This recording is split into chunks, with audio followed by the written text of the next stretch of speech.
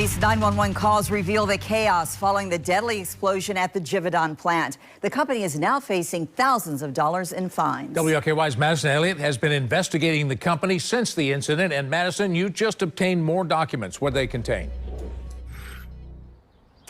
We just got these documents from the Labor Cabinet, and this is just a few of the more than 700 pages that the Labor Cabinet sent us today, and I spent the afternoon rifling through these pages. One thing we also noticed when we got here today, Givaudan took their sign off of the wall. Now, these documents detail about 4 serious citations, and we also were able to obtain more 911 calls from that day. Hey, there was just a large explosion on Payne Street. It exploded. Some sort of an explosion, like a big, booming, Massive explosion. I mean, probably on the Richter scale. More than 140 911 calls were made when the Givaudan plant exploded in November 2024. WLKY just obtained those calls, which further pieced together the chaos of that day. smoke everywhere.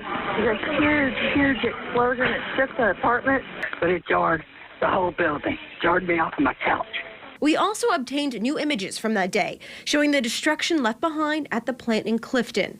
A federal report later revealed the explosion was caused by a pressure batch reactor exceeding safe limits and rupturing. A huge blast, the lights flickered, and there's a bunch of smoke coming out of the, I think it's the Givaudan Color House plant on Payne Street. There's gas and smoke in the air. I can already smell their chemicals in the air.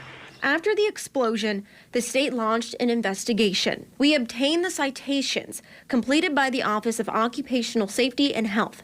The company faces $21,000 in fines for failing to include procedures for emergency evacuation, failing to ensure equipment was maintained or operated within design parameters, which resulted in the explosion, failing to provide appropriate eye protection for employees, and failing to provide an environment free from hazards, which is similar to what they were fined for in 2003 following another explosion. And we just heard a massive explosion that shook all the houses. We also obtained emails from Givaudan's lawyers to the state, which detailed monthly safety meetings were not recorded and attendance was not mandatory. Records showed the state wrapped up its investigations just last month, but people in the neighborhood continue to pick up the pieces. And I don't know what happened, but my windows and doors and like everything shattered.